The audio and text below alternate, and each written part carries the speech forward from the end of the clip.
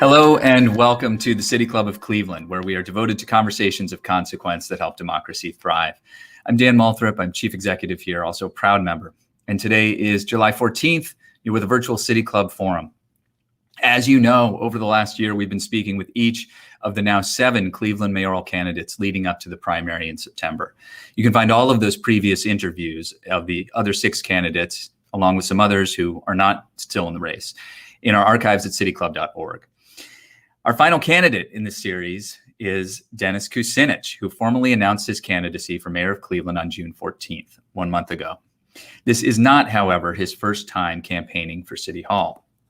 As many of you know, Mr. Kucinich served as the 53rd mayor of Cleveland from 1977 to 1979. And as mayor, Kucinich was Cleveland's youngest mayor ever, nicknamed the Boy Mayor and well known for his battle against the sale of Municipal Light to the privately owned competitor, Cleveland Electric Illuminating Company. Municipal Light, as you know, became Cleveland Public Power. CEI became First Energy. And in 1996, Dennis Kucinich was elected to the U.S. House of Representatives to represent Ohio's 10th Congressional District. He served in this seat for 16 years, twice running for president. After the 2010 census, redistricting pitted him against long-serving Toledo area Congresswoman Representative Marcy Kaptur, to whom he lost in the primary.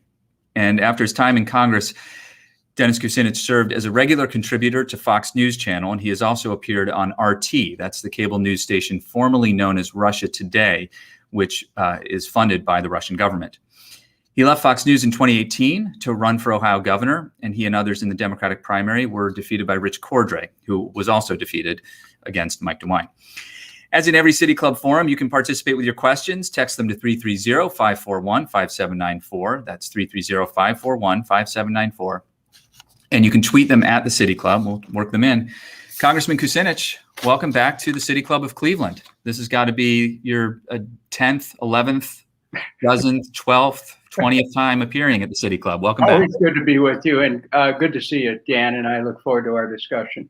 Well, I know you've got the endorsement interviews with Cleveland.com and the Plain Dealer today, and we really appreciate you squeezing us in. Congressman, the question that has most often come up when I've tweeted out to encourage people to ask questions of you, the most common question is why?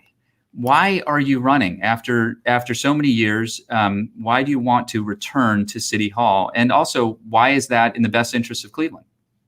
Well, first of all, I have served this city in so many capacities, as a city councilman, as clerk of courts, as mayor, as a state senator and United States congressman. I know the city. I've lived in many of its neighborhoods. And through my service, I see the potential of Cleveland, and its potential is not being realized. And it's a troubled city now, half the size of when it was when I was mayor. High levels of poverty, high levels of crime. I think that I have that kind of experience. And matter of fact, I probably have more experience than anybody who's ever run for mayor to get into City Hall and start to transform the government and start to create changes all across the board. And I'm ready to do that. I have more energy than I've ever had. Actually, my health is better today than it was years ago. So I'm ready to go. And the people of Cleveland know me, they trust me, and my desire to serve has never been diminished. But now I know Cleveland needs help, and I'm ready to step forward with everything I am.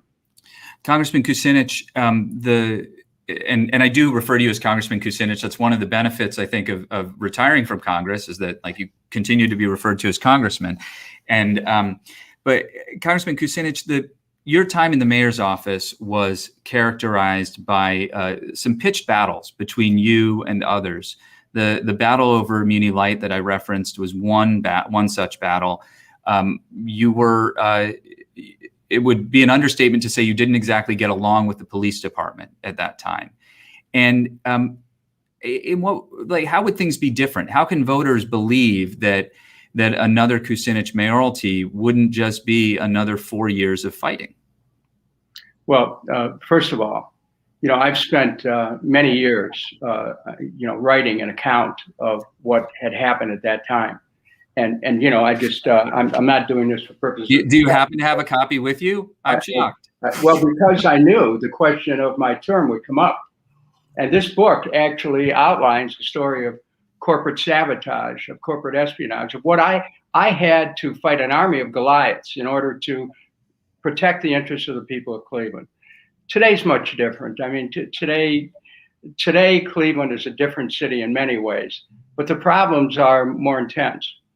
Now, this experience that I have at a federal level can be put to use for this city because I know everyone who's in a decision-making capacity in Washington on both the Republican and the Democratic side. I can go there to be an advocate for Cleveland, just as I did as a member of Congress. But in this case, with all the largesse that's available through not only the American Rescue Plan, but all the programs that are coming, to have someone in there who knows who to talk to, who can open the doors immediately, can be of great benefit to the people. Now, whatever battles took place, look, I have more experience, as I've said, than anybody who's not only running, than maybe anybody's ever run. And that includes, yes, being in some battles. I did not choose those battles, but I didn't walk away from them when it came to representing the interests of the people of Cleveland. What do you think the mayor's job is right now? Is it to build bridges and build consensus and build broad coalitions to solve these more intense problems that you referenced, or is it something else? Is it to fight, or is it just to bring back as much of that largesse from Washington? What do you think the job is? Well, the slogan of our campaign is safety, peace, and prosperity. And the mayor must be ready to make city services work. And that includes police and fire and EMS and all the other services that people come into contact with. I mean, the mayor's job is to represent Cleveland in every way, to be a spokesperson for the city, to be an advocate for the city, to promote the city, to promote business coming into the city, to keep the business here, to create jobs, to make the neighborhood safe, to have an interaction with the public, to provide vehicles for people to contact City Hall, to make sure that there's communication with the council, to get things moving. And that's what I know how to do. I'm a decision maker, Dan, and I don't let things sit. I could bring to this city a dynamism that it hasn't seen in years to help it grow and to help it prosper. I want to put a question to you that is the same question I put to Dick Noth, who was also considering a run for mayor and ultimately chose not to. Dick was chair of the Community Police Commission that was charged with overseeing the fidelity to the consent decree. And Dick is an older white male, a longstanding attorney at Baker Hostetler. And I asked him straight ahead, why does Cleveland need an older white male in the mayor's office today when so many of the issues we face have to do with racial justice, and there are so many young Black leaders willing to step up and do the leading that is required? Yeah, I think first of all, you have to know something about me. I grew up in the city of Cleveland, the oldest of seven. My parents never owned a home. We were renters. And as the family grew from 1 to 7, we had trouble finding rent. And sometimes we were the only Caucasian families in a community of color, particularly the Black community. So I grew up with a real sensitivity and an understanding, as much as any white person can understand what Black people go through, but an understanding of people's aspirations for safe neighborhoods, for good housing, for safe streets, for job opportunities, questions like, where's your next meal coming from? And because of that, that greatly informed my politics. Anyone wants to know, why I had a 94% rating from the NAACP when I was a member of Congress, it's because I had the sensitivity of where I grew up. And, besides that, the neighborhood I live in on the West Side has been integrated for over 100 years. And so again, the other thing is, I look at the world as an integrated whole. I don't see people as being separate. Of course, there is a race consciousness that people are involved in, but what I like to see the world as being interconnected and interdependent, that we're all one. We're one Cleveland. And Cleveland needs a mayor that has that, both the cultural experience that I've had, but also the vision that says that we need to close ranks as Clevelanders and get beyond the divisions that are so powerful in our society, the hyperpartisanship, the polarization, and we can build a peaceful city. We can build a city that understands that every individual is important, needs to be respected, and that there is an inner equality of everyone. And that's my spiritual belief, and it's also something I will bring to the mayor's office. Do you truly believe you can adequately and fully, and pardon me for the noise there if you heard that, there's a very loud motorcycle driving by, but do you really believe that you can fully represent and serve and meet the needs of Black residents of Cleveland and really truly represent their interests? Absolutely. I have in the past in many different capacities without regard to color. Mm-hmm. I can tell you that in my, I've had great support in the Black community. People know me in the Black community. I can walk the streets and people identify me instantly because they know that I've been there for them. There is a trust, and that trust is nothing that you can manufacture in a political campaign. It's either there or it's not. I would invite you, Dan, to join me as I go into the Black community and see the response of people. I am trusted. People know that I'm not running some private agenda, and they know that I can be trusted because I embrace my brothers and sisters, whatever the color is, whatever the race, color, creed, nationality. I'm there for the people. And that's how I was brought up. And that's how I was raised. And that's been my experience. And it might be different than other people, but it qualifies me to be able to represent a city of such diversity. Congressman, I have to ask you about the mailer, the bloody Cleveland logo. I know you're expecting this question. It has 38 bullet holes in it. I counted them this morning. That was a choice that someone on your campaign made to put 38 bullet holes in the Cleveland logo sign and have it dripping with blood. I'm looking at it on the screen over here. When I saw it, it reminded me immediately of November 29th, 2012, when Timothy Russell and Melissa Williams were shot by police officers in East Cleveland after a 22-minute car chase. And there were 137 shots in their vehicle. And Michael Brelow shot 47 of those, I believe, 49 of those. I'm sorry, I'm just checking my notes. It also reminded me of what happened 2 years after that, November of 2014, when Tamir Rice was killed by Timothy Lohman, a police officer with the Cleveland District Division of Police. I don't think that's what you were doing, but that's what it reminded me of. And I wonder if at this point you regret that mailer or if it achieved what you wanted it to achieve. The whole point of the mailer, if you read the other side, I did, was to call to the attention of the people of Cleveland, something many Clevelanders already know. And that is there was a weekend where we had 39 shootings. And during that weekend, people were just innocent people walking down the street were shot. And we have to be aware.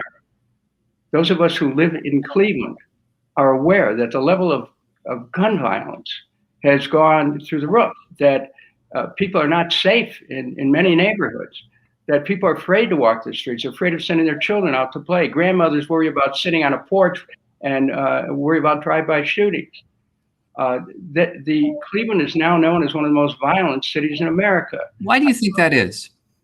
Well, there's a combination of things. One is that law enforcement has basically stepped back during this post-George Floyd era, because there's a lot of questions that are legitimate questions that need to be raised about the quality of law enforcement, about the protection of individuals' civil rights, about the limits that anyone can go to in the use of force. These are all legitimate questions, and they're questions that, as mayor, I'm certainly going to continue to press, because I want a police department which is schooled on matters of civil rights, respects individuals, has the integrity that we expect of police officers, is well educated, and able to effectively make our neighborhoods safe.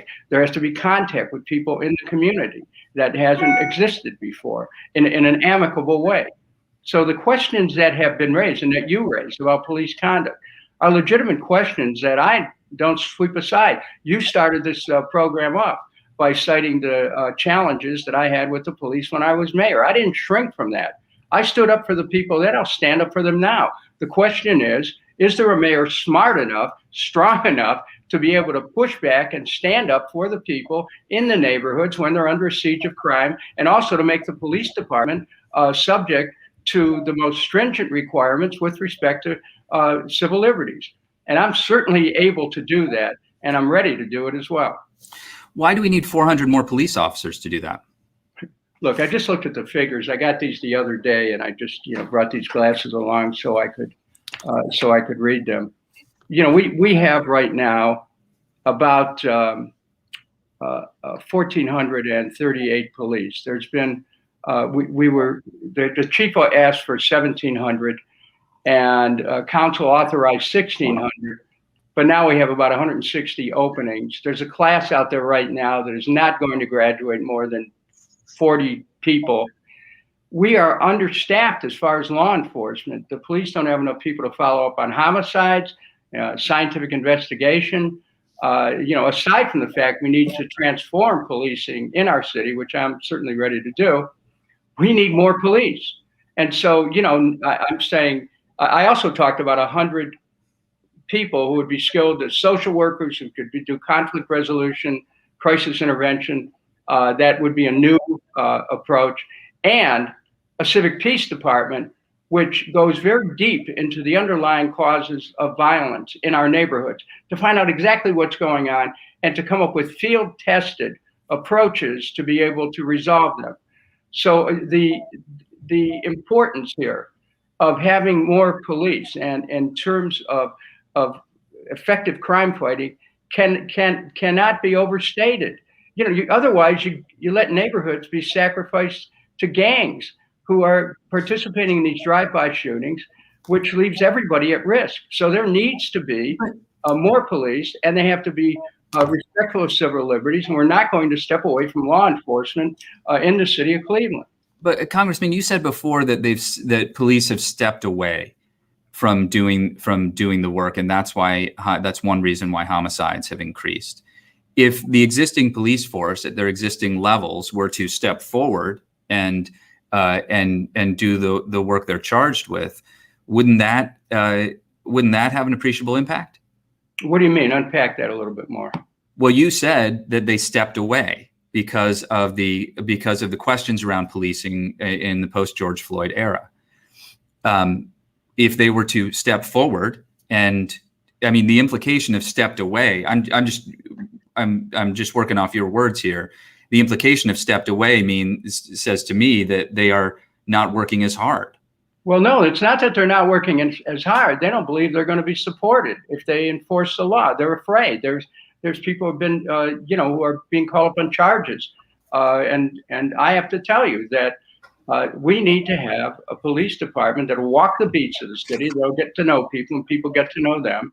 And that will have leadership that comes from the top. This is what a mayor is about.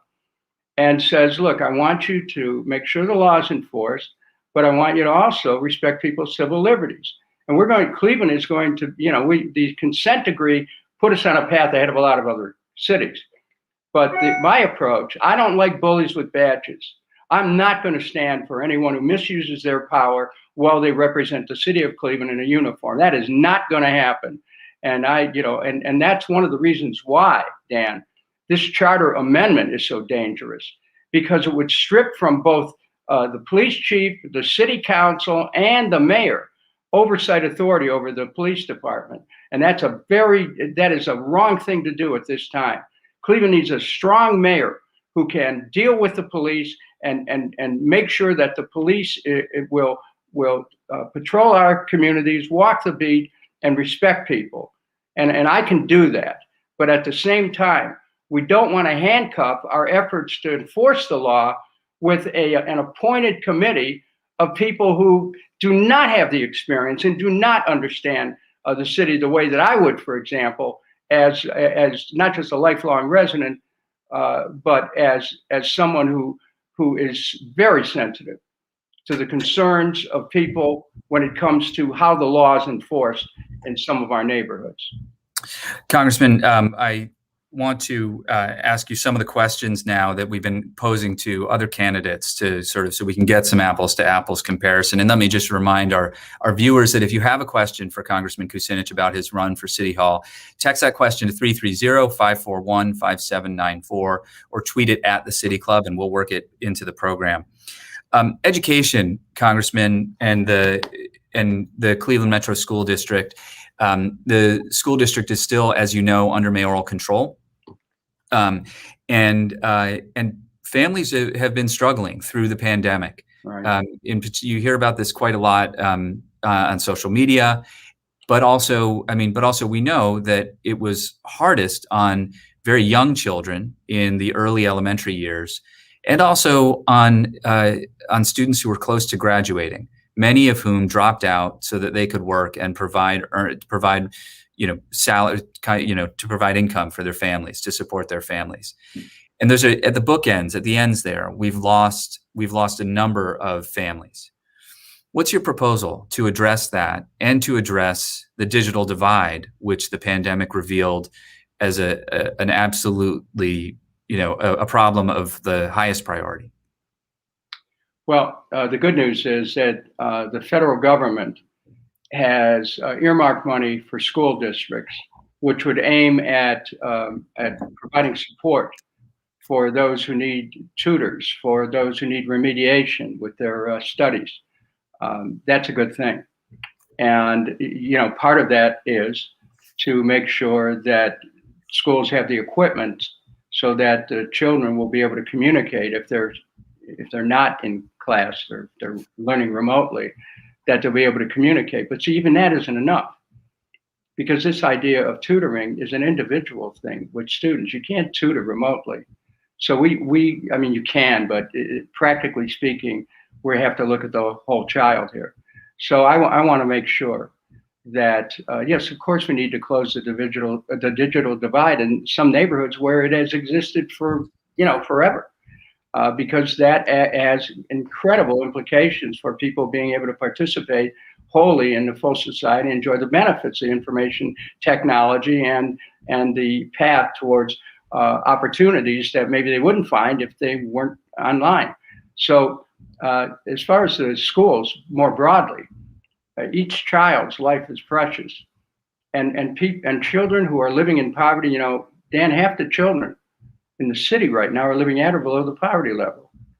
We have to pay special attention to the children who are at risk to make sure that they're getting the education that they need, that they're provided proper nutrition, that they're provided proper health support, dental support, for example, which I was very involved in when I was a member of Congress, to make sure that the children are not going to be lost. Now, schools, we have to put more money into extracurricular activities. We have to reawaken the extracurricular activities that children find essential and as a reason for many of them to go to school.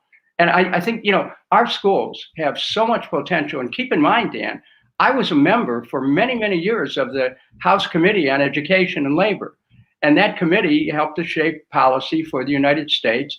And, I was involved in all the debates. So I'm a little bit more advanced than most people on the educational issues that are confronting our schools, as well as the issue of how the money's being used. People pass the levy. I have found in my look at the budget of the schools that they're top-heavy in administration. We probably spend more money on administration in many surrounding school districts, and we need to get the money into the classroom and to help the students. So, and I'm ready to go very deep into the operation of the school, and I'm really looking forward to it based on my own education and background. Congressman, what about lead poisoning? The lead poisoning rate, particularly among children, is at levels comparable with Flint, Michigan. The solution is not as easy as it was in Flint, Michigan, and to say that it was easy in Flint, Michigan is not at all accurate. What is your plan? Well, you have to have all the children tested. This is where the city health department is critical. That health department has to look at not just lead poisoning and testing the children, but also at the asthma rate, which has climbed considerably in inner city. That's one of the reasons why I spoke out against that asphalt proposal months ago, the asphalt plant, because the pollution from it have gone through a good part of the east side. We need to test these children. I have been in touch with a group called CLASH, which is a citizens group that is organized around the lead paint issue. This should have been dealt with years ago, but to the extent that it still is an issue, and it is, we have to look at the sources of lead. You know, their housing, and in some cases there's water pipes too. The maintenance and the water department, the maintenance of the water department has not been optimum, to say the least, and we need to look at wherever the pipes are to make sure they can be changed. The other thing is, by the time you've tested a child for lead, if that comes back with indicating that the lead levels are elevated, that can't be fixed.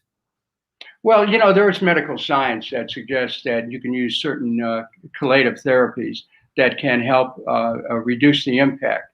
You know, we have to change the environment. How do we do that? Well, one of the things I want to do is build 20,000 new units of housing. We have 30,000 vacant lots in Cleveland.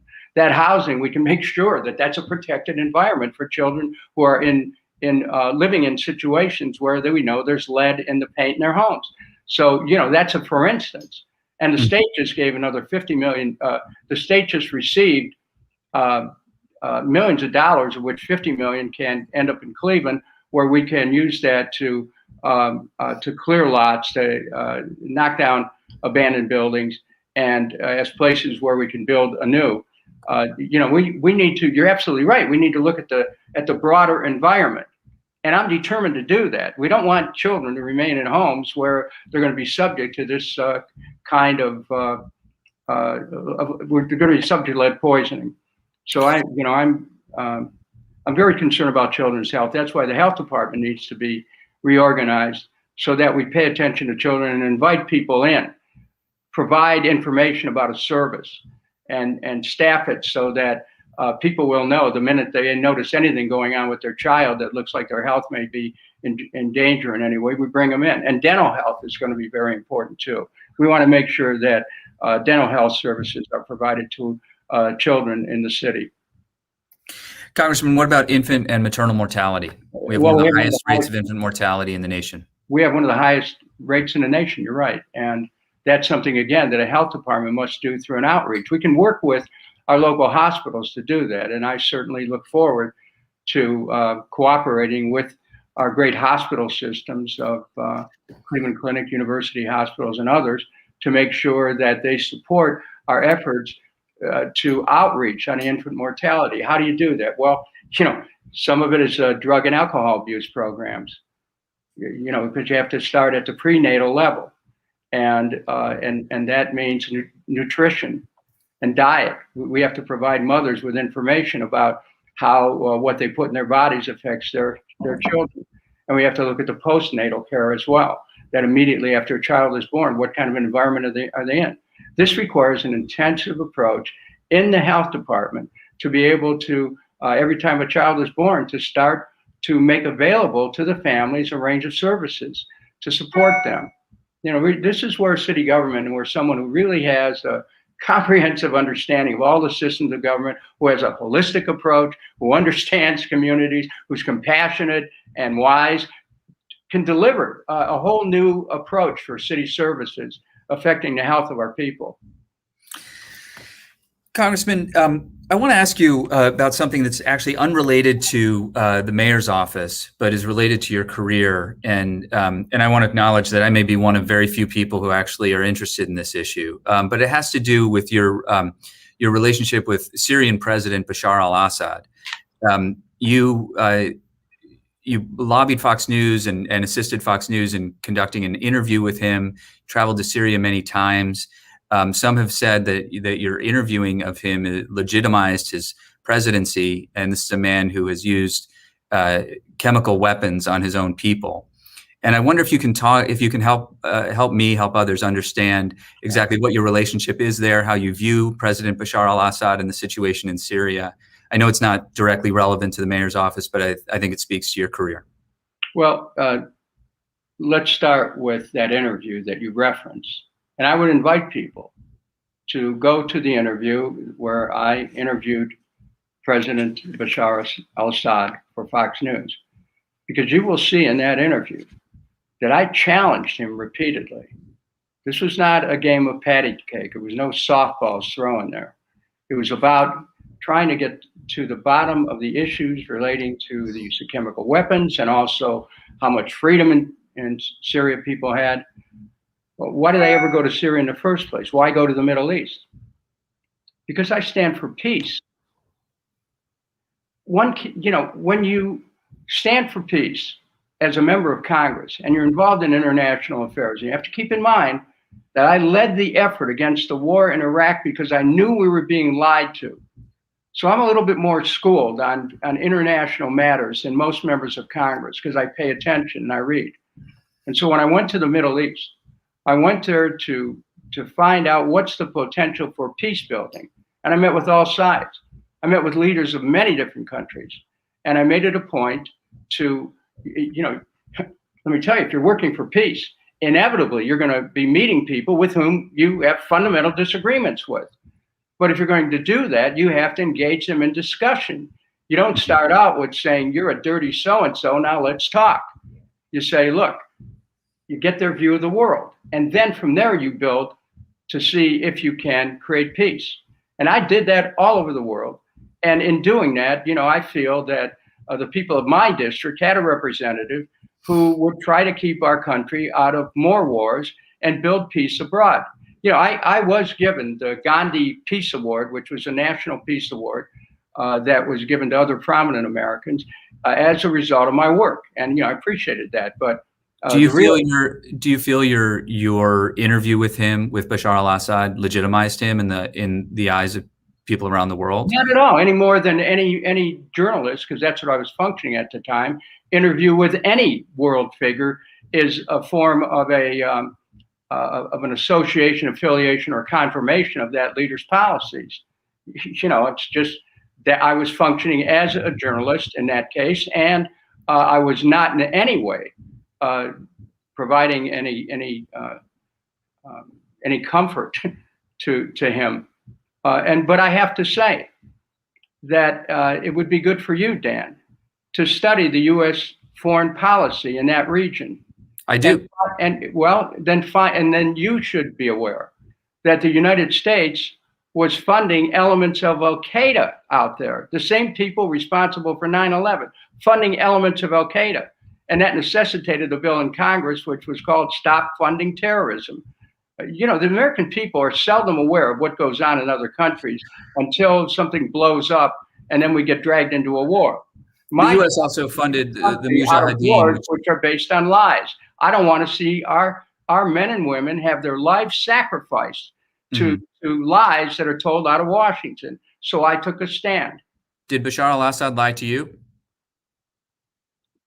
Look at the interview. You make a point.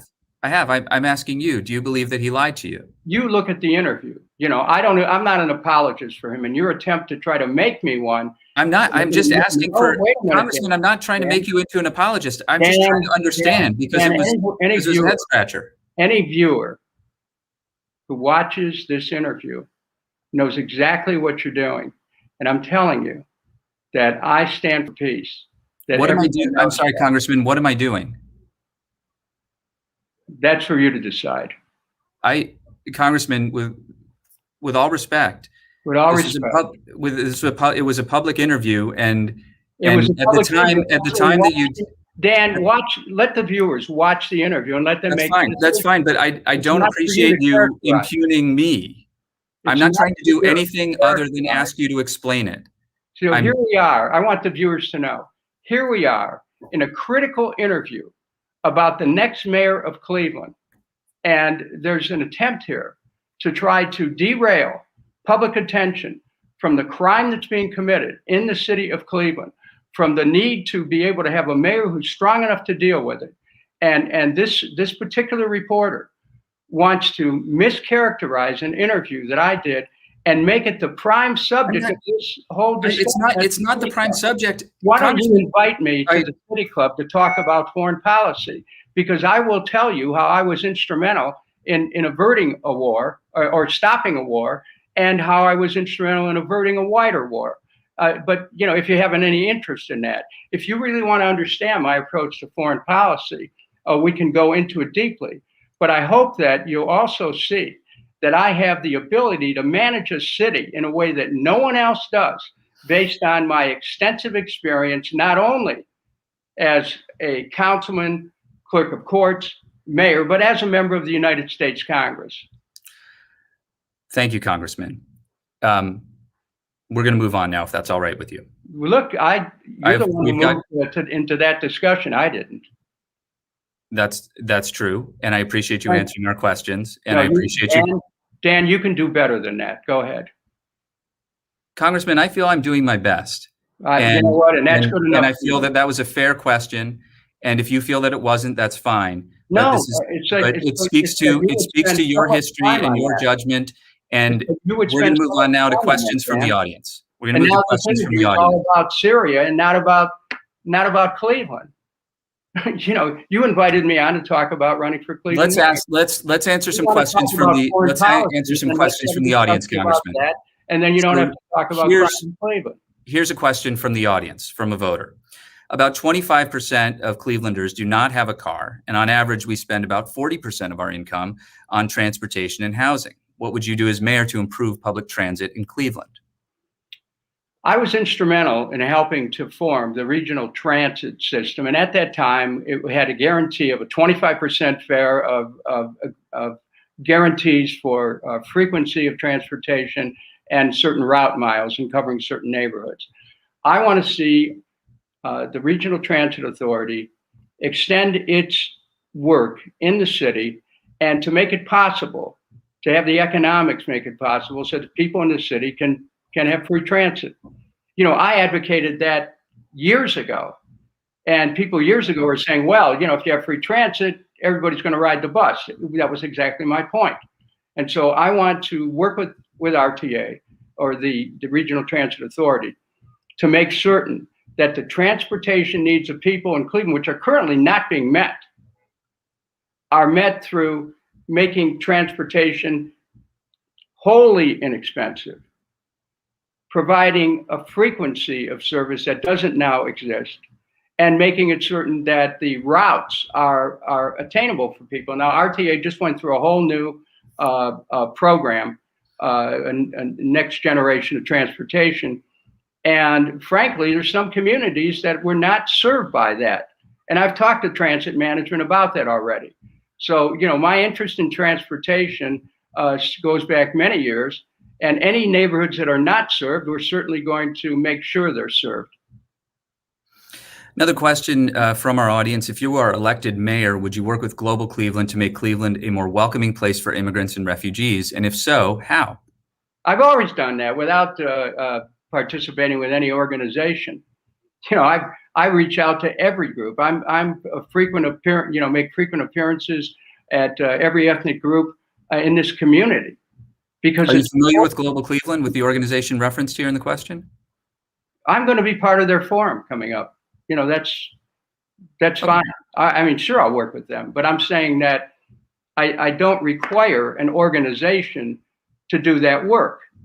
I've reached out through my whole life to make sure that this rich cultural mosaic, which we have in the city of Cleveland, is sustained, is celebrated. We ought to be, you know, our cultural gardens are one of the greatest gifts that people have in this area, because it points out how every culture has something to contribute, and that we need to recognize that. We need to celebrate that. And that's something that, you know, I do. And to welcome people, yes, you bet. I mean, I've been doing that throughout my whole life, and I certainly will continue to do that. Another question from a contemporary of yours. I'm 76 years old, writes the listener. You are 74, the age of our current mayor. Don't you think it's time for us to cede leadership to the younger generations? Well, some people, you know, at 76 may feel that, you know, their life has taken a transition and they can't do what they used to do. That's not the case with me. I'm ready to go. You know, I'll play one-on-one basketball with any other candidates and see how I do. I mean, I'm in good shape. I'm in the best shape I've ever been in my life, because a lot of the health issues that I had earlier by changing my diet, I was able to get more vitality and energy than ever. Do you play basketball, Dan? I do not play basketball. Oh, okay. Because I was going to invite you to a gym. I would be happy. I would be happy to play with you sometime, Congressman. Right. I would enjoy that. We could pick sides with the rest of the candidates and raise some money for some organization. Hundreds of Cleveland. Here's another question from our audience. Hundreds of Cleveland residents have been organizing a campaign to call for a participatory budgeting process in Cleveland to bring under-recognized voices into hands-on democracy. Would you support a process like that to encourage democracy between elections, especially in light of $525 million coming to Cleveland through the American Rescue Plan Act? Absolutely. This is one of the reasons why why city council, why the council leadership should have opened the door to people participating at council meetings and asking questions. It's fundamental that people be given an opportunity to participate. I'd welcome that wholeheartedly, because the city belongs to the people of Cleveland, and they have a right to be able to have input as to how the money is spent. To my knowledge, Dan, City Council has not held any meetings on the $511 million that is coming from the American Rescue Plan. I mean, they've had some conversations in council meetings I've observed, but I don't think they've actually formalized a plan yet. What I'm saying, I'll state it again. To my knowledge, and I might be wrong. Yeah. To date, City Council has not had any meetings specifically to discover how the American Rescue Plan money should be spent. Then it's a perfect opportunity to reach out to the communities and get public input so that people can say how they think that should be spent. As a matter of fact, if you read the legislation, you'll see that's the intent of the legislation, to involve the people in these resources. Congressman, you mentioned earlier reorganizing the health department to address some of the health issues in Cleveland. Could you speak specifically to what that reorganization would look like and how it would be accomplished? More clinics in more neighborhoods, more staff in more neighborhoods, educational outreach, making people aware of the services, expanding the services, particularly into dental, although mental health is critical right now as well. The health department can serve as a mighty vehicle for improving the health and the wealth of the people of Cleveland. I tend to think of the health department as more about sort of, inspecting restaurants for one, and then also the public health issues of lead and broader public health issues, not so much competing with the federally qualified health centers or the hospitals to provide care directly to residents. Well, I have a more holistic approach, Dan. I'm going to bring it all in under one roof, because there is an intersectionality on the issues of health here, including diet and nutrition, by the way. So where would you, that's a lot of growth. I think our health department currently is a very small portion of the operating budget. Where would you get the money from? Look, I was wondering when we get into this discussion. Okay. Here's a copy of the budget. The official certificate of estimated resources. Mm-hmm. And just in the last year, the city had in the general fund $43.5 million that was unencumbered, $37.2 million in the rainy day fund. The city's had the resources to meet safety and health concerns. It just, for whatever reason, decided to hoard the money rather than spend it on the immediate needs of the people of Cleveland. Well, I have a different approach. Health is going to be a top concern of my administration, and we're going to deliver services to the people of Cleveland with respect to public health to deal with lead paint and other issues that you raise in a way that they haven't seen before. I know what government is possible, what it's possible to do. And I also understand that government works. The question is, who's it working for? And it's going to work for the people of the city of Cleveland when they asked me to return to City Hall. Congressman, I spoke to this is a question that hasn't come in here, but it's somebody offered it to me a couple of weeks ago, a Cleveland businessman who owns a small restaurant on the west side, was complaining to me about Cleveland Public Power I know Cleveland Public Power is near and dear to your heart. But he said that the service is terrible and unreliable. And when it goes out, he's got to throw away inventory because his walk-in freezers are, and his walk-in fridge, loses power and they can't sell that food anymore. They have to throw it out. What will you do to improve Cleveland Public Power service? Everything. I'll start by cutting the rates by 10%. So for residential customers, so that the system is competitive with First Energy. It is mind-boggling that the system can sit on a $30 million surplus and yet have rates that are higher than First Energy's. But beyond that, when you look at the contract that was, the city signed a 50-year contract to lock them into a very unusual commitment that caused the city's municipal electric system to suffer in terms of its budgetary resources, and created a condition where instead of rates being at least 20% less than First Energy's, they ended up being 10% higher. I'm going to move immediately to challenge the legality of that. And I set the stage, by the way, in my last days in Congress, where I was very active in asking for investigation of the so-called Prairie State campus and the effect that it was having across the country. And while the Trump administration, unfortunately, scuttled an FCC, an SEC investigation, I'm going to seek to have the Biden administration reopen it, because I think there was fraud at the basis of that whole process. You talked about reducing rates for residential customers, but I didn't hear you say anything about improving service for commercial customers, which was the origin of the question, had to do with. Well, look, it's implicit that the system is not being run the way it should be. I'm pointing out the economics because that's where it all starts. Mm-hmm. But these are kinds of things that outages have to be addressed immediately. And you have to make sure you have the equipment, you have to make sure you have the personnel.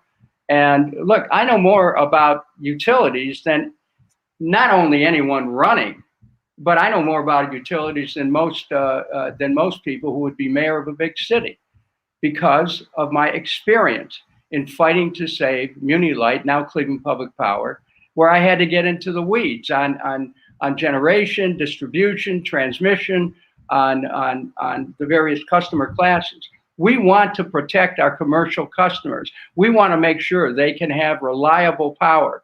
And my goal as mayor will be to make Cleveland Public Power reliable, and to make sure that if any of our commercial customers have experienced that kind of a loss, then we need to have a way for them to be compensated. I'm not, if somebody has confidence enough to have public power, and if they experience a substantial loss that inhibits their business, we have a moral obligation to try to make them whole. Congressman, earlier you spoke about your public safety plan, 400 police officers and a civic division of peace, and others to accompany the police officers. Could you talk about your view of the consent decree and whether or not you believe that the Division of Police has made enough progress on the consent decree? The consent decree would never have been necessary had the mayor been on top of what was going on in the police department. But because he wasn't, and because we had this, horrible incident where Tamir Rice was killed, the city of Cleveland was pushed into a consent decree process. Now, obviously, that has led to a rigorous test of policing, which I think is actually good for the city. I think it was helpful to have a consent decree to require law enforcement to up its game with respect to civil liberties and how people are treated. That's fundamental. That's part of the transformation of law enforcement that I intend to bring about as mayor. So to Now, will there be a point at which Cleveland will be able to move out of the consent decree? I think so. But, let's face it, the people of Cleveland want their city government to be directly accountable on matters of public safety. This is why I fully support the existing review board, because people ought to have the ability to have input over public safety policies, since public safety constitutes almost 70% of the budget.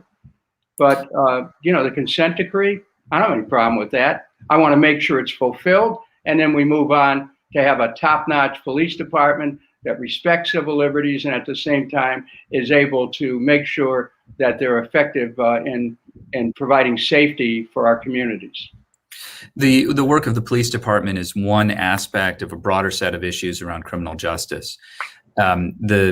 The mayor's office has a very important voice in the conversations around the next Justice Center, Cuyahoga County's next Justice Center, and the mayor, him or herself, will have an important bully pulpit from which to advocate for criminal justice reforms if that's on the agenda. And we've had a number of conversations at the City Club in recent years about bail reform and reform to fines and fees, reform to sentencing reform to the very number of courts themselves. Right, we have a whole lot of common pleas judges now. That's Cuyahoga County, but we have a lot of courts and serving a population that is roughly the same size as Franklin County, which has fewer courts. How do you see these issues, and which ones are most important to you? Where do you think that you can make progress? Well, I think you have to ask where I begin philosophically. Mm-hmm. Because I stand for peace, I'm into restorative justice, not retributive justice. And I want to make sure all of the systems that start with prosecution, because the city, mayor appoints a city prosecutor, the incarceration, sentencing, rehabilitation. I'm going to be looking at all those areas to make sure that people have a chance to escape the carceral system. We have to realize how tremendous the burden that society has taken on itself by an approach that figures you can solve all your problems just by locking people up. That's wrong. And so I want to make sure that people are given an opportunity to be able to come back into the community. The one thing we do have to look at, though, is those who are violent criminals, repeat violent criminals, because there are cases where some people should not be on the streets and where we have to protect the community from certain people. But at the same time, the jails are overloaded with people who probably shouldn't be there. And we need to make sure I'm a mayor who's going to be looking at those issues with an open mind, and will welcome the input of people who have spent their lifetimes examining the extent to which the criminal justice system is actually a criminal injustice system. So would you support ending cash bail? That's a proposal that many cities are engaging with right now. The United States of America is one of few industrialized nations that still use a cash bail system. I am certainly open to changing that system. As clerk of courts, the clerk in Cleveland has the ability to extend bond, and so I have some familiarity with the system. But you don't want to create a system. You don't want to have a system where, because people can't come up with the cash, they're staying in jail. That's the system we currently have. I realize that, and do I have problems with that? Yeah, absolutely. When you consider the level of poverty that exists in Cleveland, in some cases you're condemning people to staying in jail. So should that system be reformed? Yes. Am I ready to tell you exactly how I would do it? No, because I want to bring in others to get their opinions as to the best way to do it. The recent state budget has allowed tax refunds to ex-commuters that, due to COVID-19, are working remotely and no longer working downtown. This will cause a loss of municipal tax revenue for Cleveland. Where do you stand on this, and how can cities ensure we have the revenue to support the services that we all need and use? Well, I can tell you that as mayor, I'm going to be in a position to weigh in mightily on that issue. cities cannot lose the essential revenue that they've depended upon. And people are working from home. There are going to be some transitions, to be sure.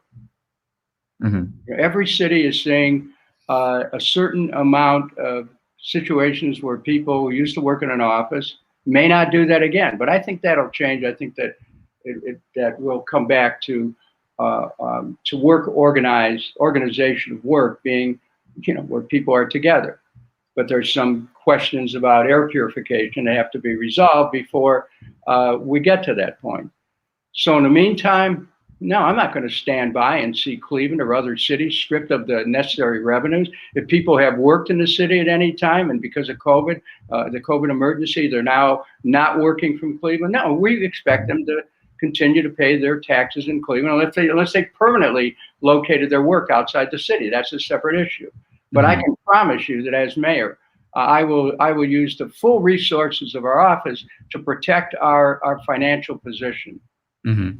Do you understand the view of taxpayers? I mean, I don't have a very strong opinion on this myself. I pay taxes in two communities where I work and where I live, and I'm okay with that. But do you understand the point of view of taxpayers who feel that they haven't been downtown Cleveland in a year and feel they shouldn't pay that? I certainly can understand that. I certainly do. And I hope they understand my view that as mayor, I'm going to protect the interests of the city of Cleveland. Mm-hmm. Another question for you from our audience. Governor DeWine wants to use tax dollars to renovate Progressive Field. Wouldn't these tax dollars be better used to fund more critical and underfunded programs? And this speaks more broadly, I suppose, to public funding for sports facilities. Yeah, see, the whole issue of public funding, I look at it in a different way than most public officials, because I do have some business experience. I see my role as mayor as being the CEO of a $3 billion enterprise, $1.8 billion annually for all revenue sources for the city, $1.2 billion for the schools. And so I'm also a negotiator. We certainly want our sports teams to stay in Cleveland. Absolutely. And we wanted Sherwin-Williams to stay in Cleveland as well. On a Sherwin-Williams thing, I would have said, look, tell us what you need. We'll make sure you get it. But I want the city of Cleveland to have so many shares in Sherwin-Williams. Let's be real partners here. Not that the city is just a gas station and an interest can pull up, say, fill it up and drive away. Let's be partners. Let's make a commitment to Cleveland together.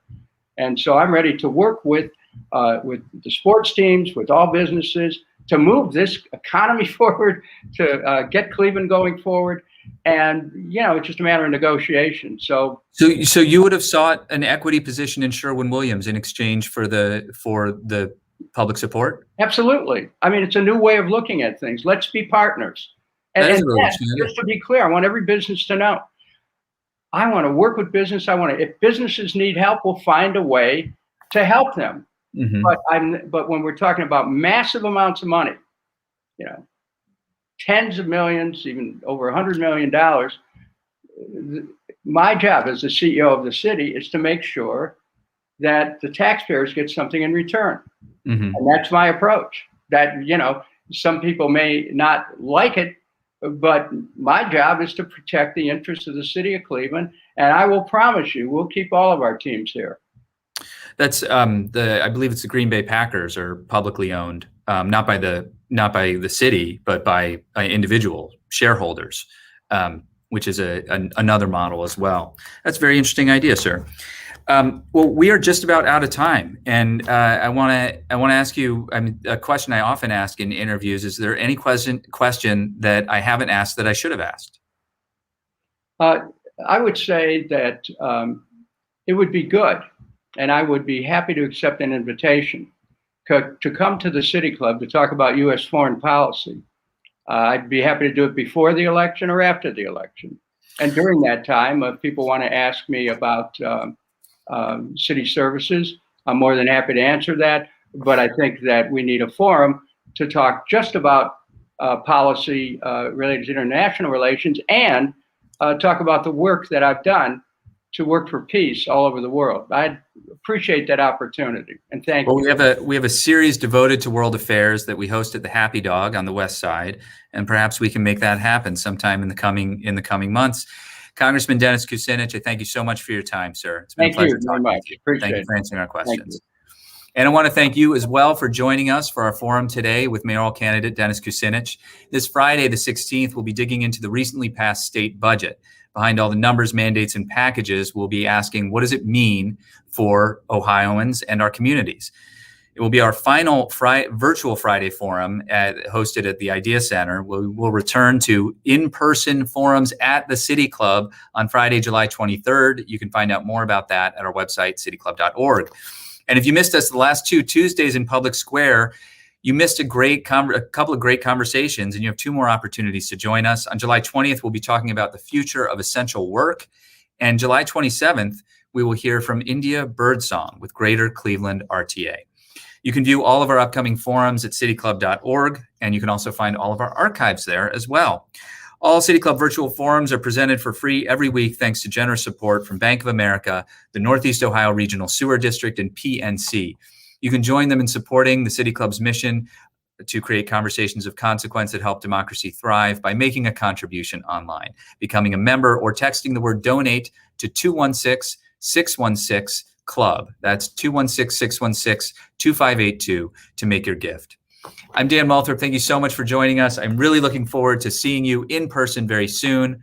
Our forum is now adjourned.